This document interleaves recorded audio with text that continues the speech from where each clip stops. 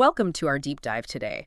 We're going to be looking at a really fascinating book from the 19th century Oh, cool. called Life in Two Spheres by Hudson Tuttle. Okay, so 19th century. Yeah. All right. I'm intrigued. Yeah, so I know when you think 19th century spiritualist text, you might be thinking like, oh, this is going to be a spooky one. Yeah, like ghosts and Ouija boards, Right, exactly. all that kind of stuff. But it's actually much more than that. It's really a window into, I think, how people at the time, during this time of incredible social change, were grappling with these huge questions about life and death and morality. And they do it in a really, really interesting way. Yeah, I mean, the 19th century was like such a time of upheaval, right? Like you had the Industrial Revolution going on, you had all these new scientific discoveries, you had like the whole social order kind of being shaken up. So it makes sense that people would be thinking about these big questions in new ways. Exactly. And that's what I think is so cool about Tuttle. He kind of blends these really complex philosophical arguments with these really vivid descriptions of what he calls the spirit world.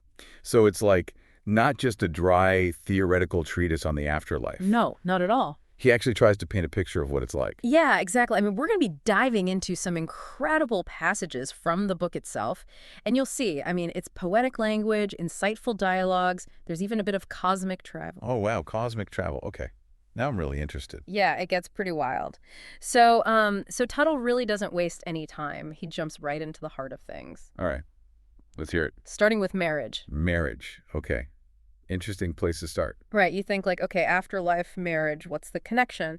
But he describes this like ideal union, almost like a blueprint for a society that's built on this like love and equality between husband and wife. Okay, I mean, that's pretty progressive for the 19th century, right? Right. Like, were people even talking about equality between the sexes back then? It's pretty remarkable. And he even connects this ideal to like the evolution of civilization itself. He sees this Eden of the dreaming past, where husbands and wives are truly equal partners, as something that humanity is like progressing towards. Okay, so he's got this, like, optimistic view of the future. Like, we're heading towards a better world. Yeah, in a sense, but then he throws in this curveball, this reminder that, everything changes. Even the most blissful moments, they're fleeting. Right, right. So it's not like he's saying once we achieve this perfect equality, everything will be sunshine and roses. No, exactly. It's more like enjoy the journey, but don't get too attached. Okay, I'm starting to see how this ties into the whole afterlife thing. Exactly. He talks about how, like, our perception of time changes as we age. Remember when you were a kid and summer felt like it lasted forever? Oh, yeah, totally. And then as you get older, the years just seem to fly by. It's like the older you get, the faster time goes. Yeah, and Tuttle compares life to, like, climbing a mountain. You're weighed down by responsibilities, you're struggling to reach the summit. But once you get there, you can look back on the path you've traveled and see things in a new light. So it's like the perspective you gain from age and experience changes how you see the world. Precisely. And that descent, the later years of life, that's where he sees the potential for true wisdom and understanding. You've done the hard work, you've learned from your experiences, and now the burdens feel lighter. Okay, I can see how that would make you more receptive to thinking about the afterlife. Like, if you're not so caught up in the day-to-day struggles, you have more space to contemplate bigger questions. Exactly. And he even quotes this saying that's carved over the entrance to the Cathedral of Milan. That only is important, which is eternal. Whoa, that's pretty deep. Right. It's almost like foreshadowing, Like he's setting us up for this idea that our earthly actions have like ripple effects that extend beyond our physical lives. I see where he's going with this. Okay, so we've got this backdrop of marriage, changing perceptions of time, the importance of the eternal. Where does he go from there? Well, that's where we meet Leon, a man whose world is turned upside down when his wife passes away. Okay, so we're getting into the actual afterlife stuff now. Yeah, exactly. And Leon is, understandably, completely lost. He's confused. He's clinging to his old life. It's like this classic existential crisis. Makes sense. I mean, losing someone you love is hard enough, but then to be thrust into this whole new reality, the afterlife. Right, it's a lot to process. Yeah. So what happens to Leon? How does he cope with all this? Well, that's where his deceased wife comes in. She offers him this incredible analogy. She compares his transition to a butterfly emerging from its chrysalis. That's a beautiful image. But what does it mean in this context? Well, think about it. The caterpillar is bound to the earth, right? It can only crawl along its limited path. But the butterfly, once it's freed from its former shell, it can soar to new heights, experience a completely different reality. Oh, I see. So it's like Leon is shedding his old earthly limitations and entering a new realm of existence where he has the potential for a much greater understanding and freedom. Exactly. And that's really the core of Tuttle's belief in the soul's potential. We're not just these physical beings. There's something more to us, something that can continue to evolve and grow even after death. Okay, that's starting to make sense. But I imagine Leon is still pretty overwhelmed by all of this. He is. He's in this new reality, the spirit world, and he's got this incredible thirst for knowledge. He wants to understand the laws of this new existence, how it all works. So he's like a student eager to learn about this new world. Exactly. And luckily, he's got his wife and this mysterious figure called the Sage to guide him. Okay, the sage. Sounds intriguing. He is. Think of him as like a spiritual mentor. He offers Leon wisdom and insights into the workings of the afterlife. Okay, so Leon's got some good teachers. But where do they actually take him? What does he learn? Well, before we get there, Tuttle does something really interesting. He introduces us to two characters who took very different paths in life. One is obsessed with finding a gold mine. He represents this relentless pursuit of material wealth. Ah, the classic gold digger. Right. And then there's this other character who's a master manipulator. He's always scheming for personal gain, using people to get what he wants. Okay, so two pretty unsavory characters. I'm guessing they don't fare too well in the afterlife. Well, that's where it gets really interesting. Tuttle shows us the consequences of their actions in the afterlife. And it's not what you'd expect from a typical fire and brimstone sermon. Oh, so no eternal flames and pitchforks. No, it's much more nuanced than that. The gold-obsessed man, for example, he ends up utterly miserable. All that wealth he craved on Earth, it means nothing in the spirit world. So it's like his attachment to material possessions is actually what's causing him suffering in the afterlife. Exactly. And he's surrounded by these figures who represent his past greed, this constant reminder of his misspent life. It's like a self-inflicted hell. Whoa, that's heavy. So it's not about external punishment, but rather the internal consequences of your own actions. Precisely. And that's where Tuttle's concept of Hades comes in.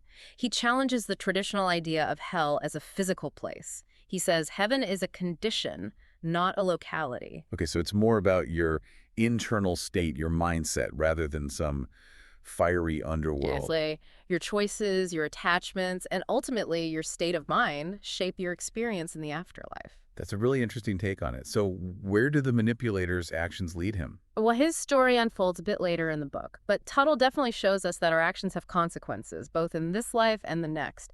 But then, just when you think it's all doom and gloom, we get this heartwarming Christmas scene in the spirit world. A Christmas scene.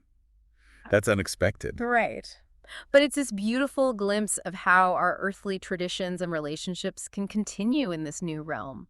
Friends and family are gathered, celebrating together just like they used to. So it's not all just like ethereal beings floating around in white robes. There's still a sense of familiarity, of connection to our earthly lives. Exactly. And it highlights this continuity between the two spheres. Death doesn't sever those bonds. We also meet Mona, a newly arrived spirit who's desperately yearning for her husband and child back on Earth. I can only imagine how difficult that would be to be on the other side and still feel that intense longing for your loved ones. It's palpable. She's so consumed by worry and the desire to see them again. And this intense emotion actually allows her to return to Earth with her spirit guide, Albrita. So it's like the power of her thoughts creates this bridge between the two spheres. Yeah, it's almost like that. But Albrita warns Mona that re-entering the Earth sphere will bring back all those earthly emotions, joy, grief, everything. And that could cloud her spiritual clarity. I see. So there were risks involved in going back. Yeah. And she's not wrong. When Mona returns to her old home, she's hit with this wave of grief. Her child isn't there, and she learns that her husband has also passed away. It's heartbreaking. Oh, wow. That's so sad. She's on the other side now, yet she's still experiencing this profound sense of loss and separation. It's a really powerful moment. But then there's a twist. She discovers that her son is still alive, though struggling to survive. Okay, so there's a glimmer of hope. Yeah. But it's bittersweet. She finds him selling newspapers on the street, and it's just gut-wrenching. She desperately wants to reach out to him to comfort him, but he can't see or hear her. Oh, that's so tough. To be so close, yet completely unable to connect. It's a stark reminder of the limitations imposed by the physical realm. Despite her love and concern, she can't directly intervene in his life. She's forced to leave, carrying the weight of this experience with her. So what happens next? Where does Tuttle take us from here? Well, we shift gears a bit. He introduces these children who are sent back to Earth as spirit observers. Their job is to watch how humans behave and learn from it. And they come back with some fascinating, contrasting stories. Children as spirit observers. Okay, this is getting more and more intriguing. What kind of things do they observe? Well, one child describes witnessing this grand act of charity by a wealthy lady, like a big public display of giving. But the other child observed a poor boy sharing his meager food with his mother. It's a small gesture, but incredibly powerful. Because it's not just about the action itself, but the intention behind it. Exactly. The boy's selfless act, driven by pure love, is seen as more valuable than the wealthy lady's more showy display of charity. Okay, so Tuttle is emphasizing the importance of motive, the inner quality of an action, rather than just the outward appearance. Yeah. And that idea carries over to the next story, which is honestly one of the most heart-wrenching in the book. We meet Julin, a mother whose young son dies from diphtheria. Oh, wow, that's awful. It is. You can feel her raw grief and despair. She even questions God, asking why such a terrible thing could happen to an innocent child. That's such a natural human response in the face of such tragedy. To question why, to search for meaning in the midst of senseless suffering. Right. But then Jeline has this profound vision. She sees what her son's life would have been like had he lived, and it's filled with hardship and pain. So it's almost like she's given this glimpse into an alternate timeline where her son didn't die young, but his life was full of suffering. Yes, and this vision, while painful, offers her a measure of comfort. She realizes that her son is now free from that potential suffering and is being cared for by her deceased mother in the spirit world. Okay, so it's this bittersweet message of hope amidst tragedy. Death is never easy, but perhaps there's a greater purpose, a plan we can't fully comprehend. Exactly. And then we meet a new character, a man who's wrestling with feelings of regret and a desire to make amends for his past mistakes. This seems to be a recurring theme in the book, this idea of coming to terms with your past actions, both the good and the bad. Yeah, it's central to Tuttle's whole concept of spiritual growth, both in this life and the next. This character is tormented by his past selfishness, and he wants to make things right. So how does he go about doing that? Is there some kind of penance he has to perform in the afterlife? Well, the sage, ever the wise mentor, advises him to channel his experiences into something positive, to write and share his knowledge, helping others avoid similar pitfalls. Ah, so it's not about punishment, but about growth and using your experiences, even the negative ones, to help others. Exactly. It's this idea of transforming personal struggles into something that can benefit others. Your mistakes, your pain, they can be alchemized into wisdom that helps others navigate their own paths. That's a powerful message. But I have to ask, does Tuttle ever explore the darker side of the afterlife? Like, what about those who don't repent, who continue to cling to their negative ways? He does. We do get this glimpse into the lower spheres of the afterlife, and it's not quite the fiery pit of hell we might imagine. Oh, so what is it like? Well, the spirit group visits these lower spheres and witnesses those who are trapped in darkness and ignorance. And this darkness isn't some external punishment. It's more like a state of being, a consequence of clinging to earthly desires and negativity. Exactly. The atmosphere is oppressive, filled with suffering caused by clinging to the past, to anger, to fear. But even in this darkness, there are those who choose to descend into these lower spheres to offer guidance and hope. Yes, these are individuals who have progressed to higher spheres but choose to return to help others find their way to the light. It's this incredible act of compassion and service, a testament to the power of love to overcome even the darkest shadows. That's really inspiring. It suggests that even in the face of immense suffering, there's always hope, always the potential for redemption. And the sage emphasizes this crucial point. We have the power to shape our own destinies through our choices. We create our own heaven or hell. So free will plays a huge role in Tuttle's spiritual framework. Absolutely. And then things get really interesting when we're introduced to this conversation between a spirit and a clergyman. Okay, spirit and a clergyman. Right. What are they discussing? Well, this conversation is a direct challenge to traditional religious dogma. The spirit openly criticizes blind faith, the concept of a devil, and even the idea of salvation through atonement. Wow, talk about shaking things up. This must have been quite controversial at the time. Absolutely. It reflects Tuttle's own willingness to question established beliefs and seek truth through reason and personal experience. So he's not advocating for atheism, but for a more nuanced and thoughtful approach to spirituality. Exactly. He's encouraging us to think for ourselves, to question authority, and to seek truth through our own experiences rather than blindly following dogma. I like where this is going. It's like he's saying, don't just accept what you're told. Question everything, explore different perspectives, and find what resonates with you. And then, just when you think we've explored enough, we're whisked away on this incredible journey to a distant planet. Another one. He's got spaceships in this book, too. No spaceships, but definitely some kind of interdimensional travel. This cosmic adventure adds another layer to life in two spheres. It's like Tuttle is saying, hey, there's more out there than you can possibly imagine. Okay, so what's this distant planet like? Well, it's described as this utopian society, far more advanced and enlightened than Earth. They have a completely different understanding of patriotism, religion, even social structures. I'm really curious to hear more about this. So they're like way ahead of us in terms of their social and spiritual development. It seems so. And it's fascinating to compare their values to those of Earth. They seem to prioritize cooperation over competition, and their understanding of spirituality is much more focused on actions that benefit all beings, not just a specific group or nation. It's like they've transcended the limitations of earthly tribalism and embrace a more universal sense of belonging. Exactly. And their understanding of science and spirituality seems to be much more integrated than ours. They see the two as complementary, not opposing forces. That's fascinating. It makes you wonder if our current separation of science and spirituality is actually hindering our progress. It's a question worth considering, for sure. But for now, I think we'll leave our exploration of life in two spheres here. There's so much more to uncover, but we'll save that for another time. Wow, I'm already eager to dive back in. This book sounds like a real mind bender. Thanks for Yeah. taking us on this journey so far. You got it. Until next time. Welcome back to our deep dive into Hudson Tuttle's Life in Two Spheres.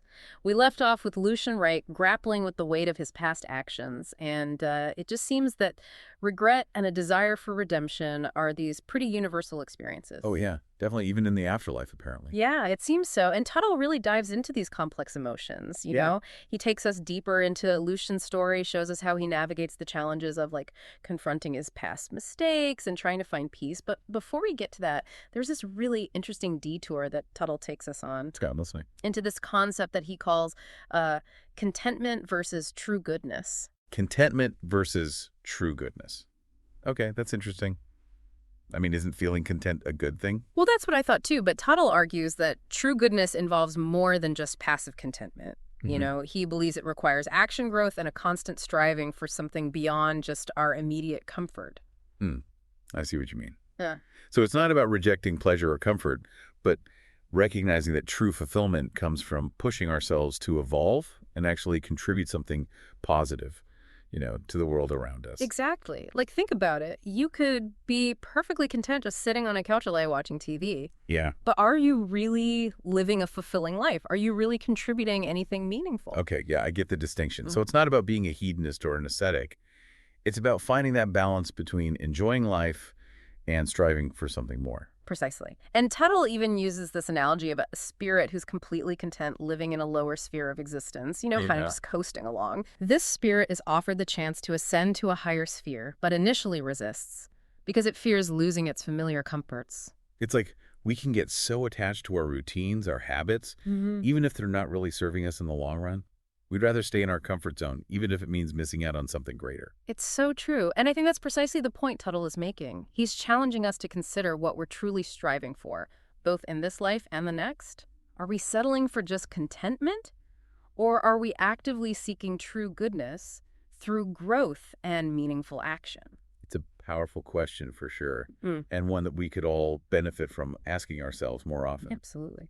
Okay, so then Tuttle kind of shifts gears a bit, and he gives us this incredible address that explores the very nature of God and the limitations of human perception. Ooh, okay, this sounds deep. It is. It's a really pivotal moment in the book. Tuttle really pushes the boundaries here, encouraging readers to move beyond blind faith and to embrace reason as their guide to understanding the divine. So he's not advocating for atheism, but for a more nuanced and thoughtful approach to spirituality. Yeah, exactly. He's challenging this idea of a personal God who's like detached from nature, sitting up there judging us. Right. The classic image of God as this kind of like cosmic puppet master. Yeah, instead he argues that the divine is present in everything around us, woven into the very fabric of existence. It's like he's saying, God isn't out there somewhere, but rather a force that permeates all of creation, that we're all a part of this divine essence. Yes. And he also addresses the limitations of human understanding. He argues that our finite minds can only grasp a fraction of the infinite. It's like trying to understand the ocean by looking at a single drop of water. I love that analogy. It really puts things into perspective. Like, we can only comprehend a tiny sliver of reality, and there's so much that's beyond our current grasp. And this leads Tuttle to his critique of organized religion, particularly its reliance on dogma and blind faith. He suggests that many religious leaders, especially clergymen, have a vested interest in keeping the masses ignorant. Whoa, that's a bold statement, It especially for is. the time period. I know, right? But he doesn't hold back. He felt that if clergymen focused more on practical morality and less on abstract theological concepts, they would be far more beneficial to society. So he's calling for a more grounded, ethical approach to spirituality, one that's focused on living a good life rather than obsessing over doctrinal minutiae. Precisely. And he doesn't stop there. He extends this critique to other professions as well, suggesting that doctors and lawyers also often benefit from the ignorance of the public.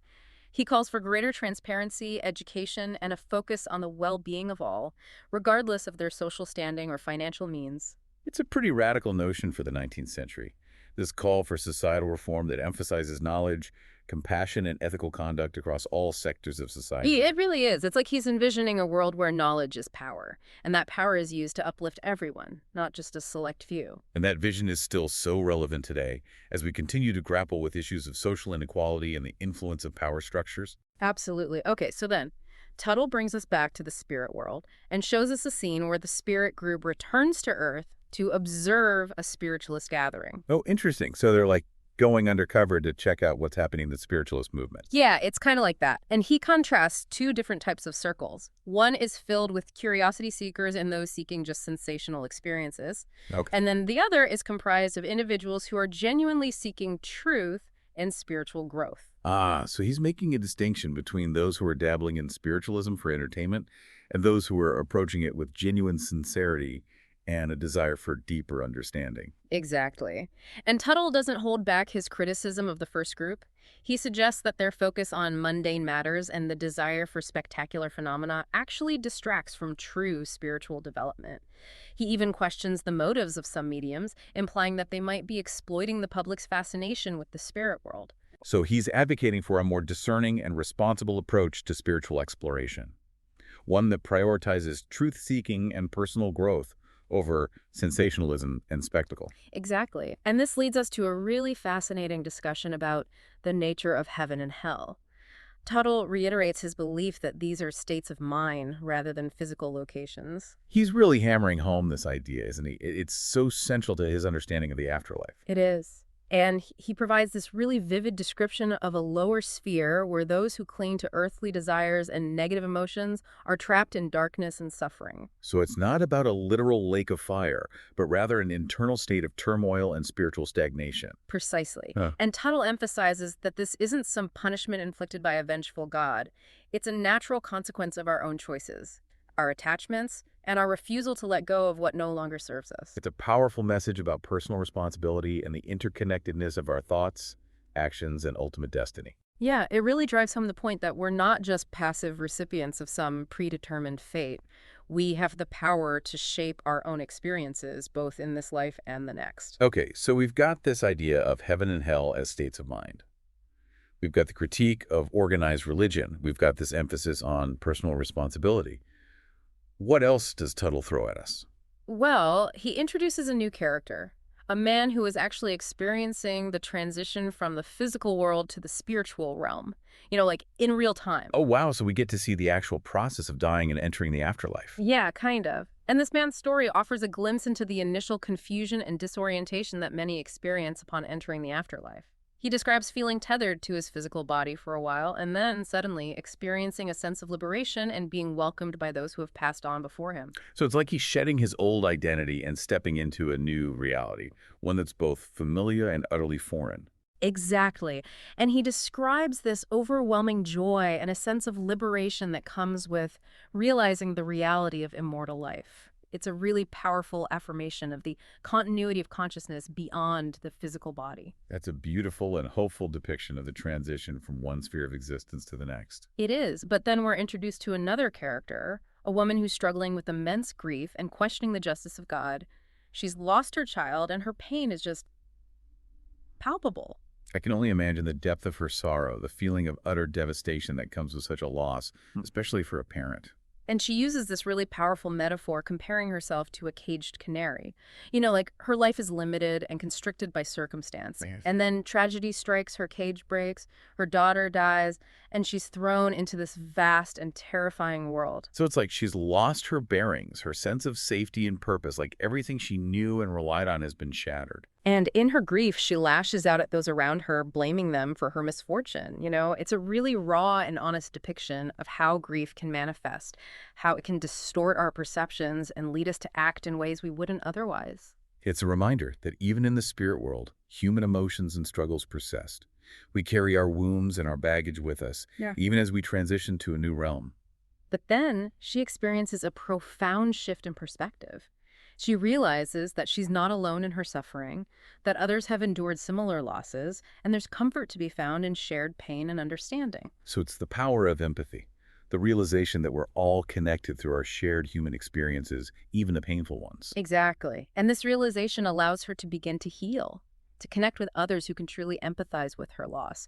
And it leads to this beautiful discussion about the nature of death and the continuity of love beyond the physical realm. It's a message of hope amidst the darkness of grief, a reminder that death doesn't erase our connections to those we love, but rather transforms them into something deeper and more enduring.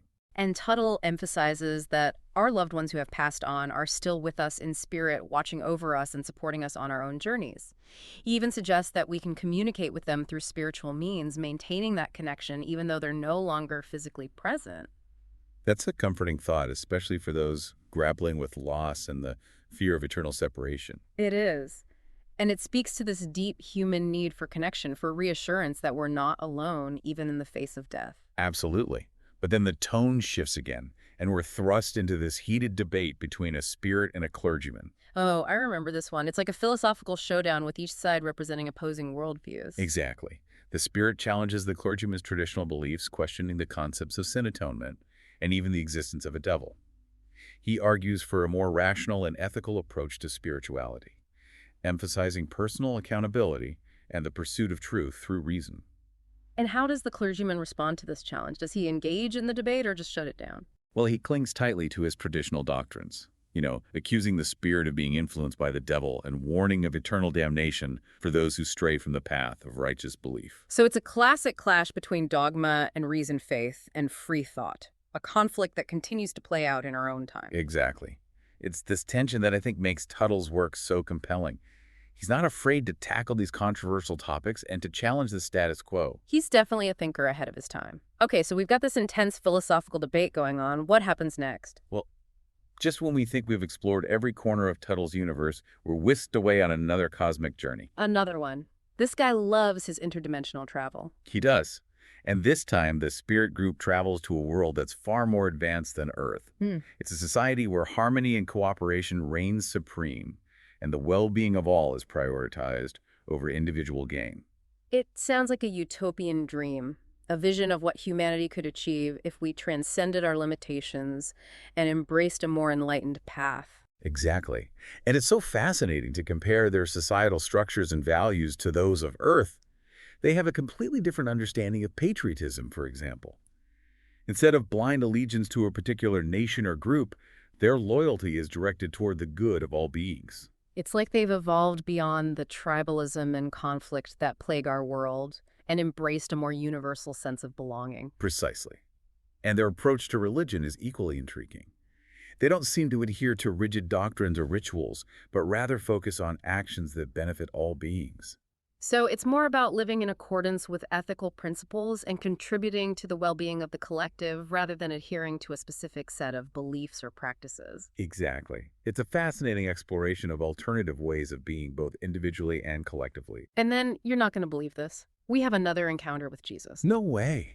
Seriously, this guy is everywhere. I know, right? But this time, it's a very different Jesus than the one presented in traditional Christian theology. Okay, I'm intrigued. Tell me more. How's he different? Well, this Jesus is less a divine figure and more a wise teacher. He emphasizes reason and personal understanding, encouraging individuals to seek their own truth rather than blindly following dogma. He even criticizes the way his teachings have been distorted by religious institutions on Earth, suggesting that true spirituality lies in living a moral and compassionate life, not in adhering to rigid doctrines or performing empty rituals. Wow, that's a pretty bold statement, especially coming from Jesus himself. It is, but it aligns perfectly with Tuttle's overall message. He's encouraging us to think for ourselves, to question authority, and to seek truth through our own experiences rather than blindly following dogma. It's a powerful message, and one that's still relevant today as we continue to navigate a world filled with conflicting ideologies and belief systems. Absolutely. Okay, so after this mind-blowing encounter with Jesus, where does Tuttle take us? Back to Earth, back to the Yeah. spirit world. Well, he does bring us back down to earth in a sense. He focuses our attention on a young man who's struggling with a concept that was quite controversial in the 19th century: free love. Free love. Okay, now this I can hear more about. What exactly did people in the 19th century mean by free love? Because, that phrase can have a lot of different connotations today. Right, exactly. Well, in Tuttle's time, free love was often associated with the idea of marriage reform and challenging traditional views on relationships and sexuality. Okay, so it wasn't necessarily about, like, promiscuity or casual hookups as it's sometimes interpreted today. Not necessarily. Yeah. It was more about questioning the constraints of traditional marriage and advocating for greater freedom and equality within relationships. That makes sense. And how does this young man in the book approach this concept of free love? Well, he's definitely intrigued by it, but also a bit apprehensive. He sees the potential for liberation and greater happiness, but he's also wary of the social stigma and potential consequences of going against societal norms. So he's caught between his own desire for freedom and the expectations of his time. Exactly. And this internal conflict leads him to seek guidance from a wise and experienced spirit who offers some really insightful perspectives on the matter. Oh, I'm curious to hear what the spirit has to say about free love. What kind of advice does he give? Welcome back to the final part of our deep dive into life in two spheres. We've explored so much already, like we've talked about these celestial journeys and these like philosophical debates and the heights of like spiritual enlightenment, the depths of human struggle. But now it seems like we're kind of coming back down to earth, back to the complexities of human relationships. Yeah, it's like after all those grand adventures, Tuttle wants to remind us that these spiritual principles that actually play out in our everyday lives. Yeah, exactly. So how does he do that? How does he like bring us back down to earth, so to speak? Well, he introduces this new character who's grappling with a concept that was super controversial in the 19th century: Mhm. free love. But it's not quite what we might think of today. Well, that's interesting. Okay. So what's Tuttle's take on it? Well, this character, he's wrestling with the idea of freedom within relationships.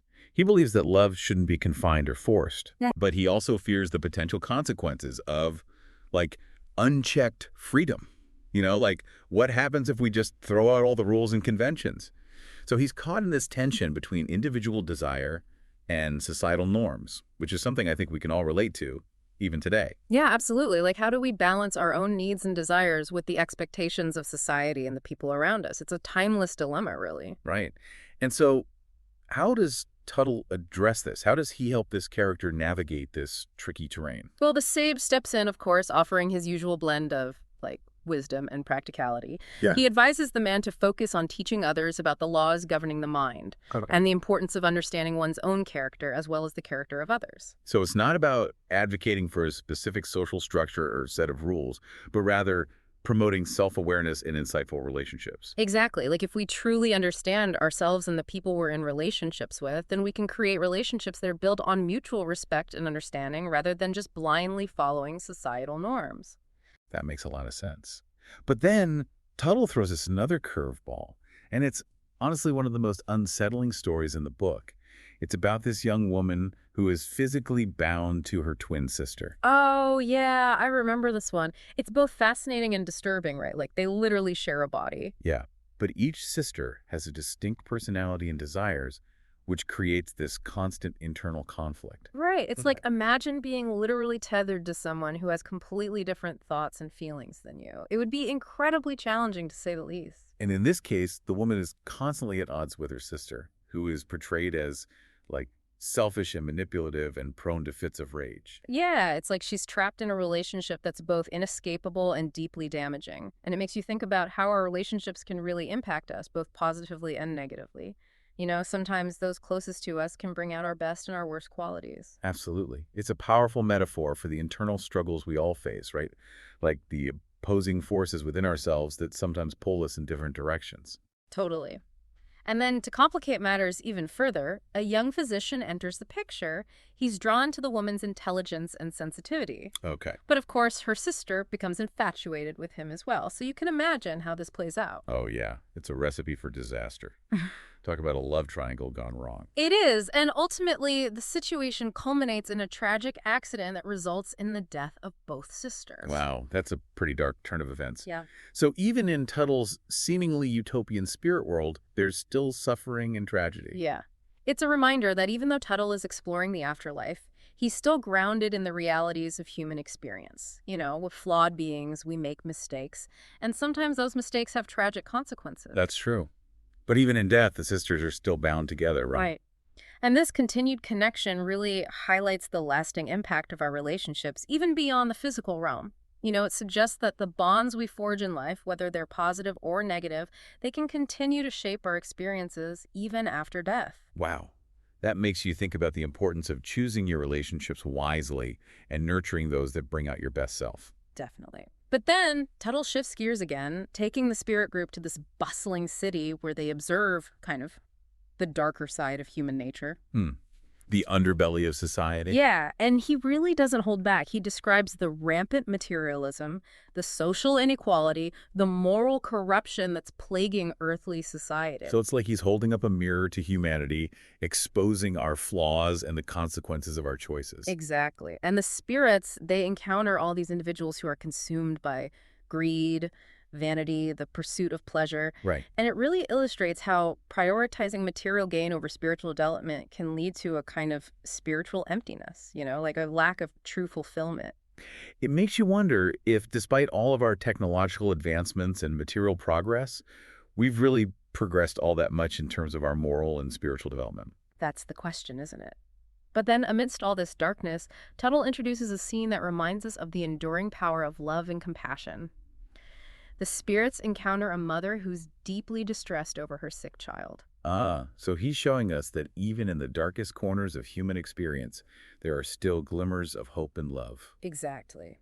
It's a scene that taps into a universal fear, the fear of losing a child and the overwhelming sense of helplessness that often accompanies illness and suffering. Right, right. As a parent, you would do anything to protect your child from pain and suffering. And it's not just about the child's suffering. The mother is also burdened by guilt, recognizing that her own past mistakes may have contributed to her child's illness. So it's like this double layer of suffering, the pain of seeing your child sick and the guilt of feeling like you might be responsible. Exactly. And the spirits, instead of judging or condemning, they offer comfort and guidance.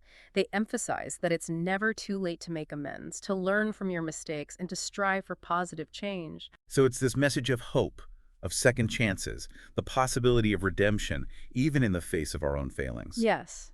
And then, as our journey nears its end, the spirit group gathers at their serene retreat, a place of peace and contemplation, to reflect on all their experiences and share their insights. It's like they've come full circle.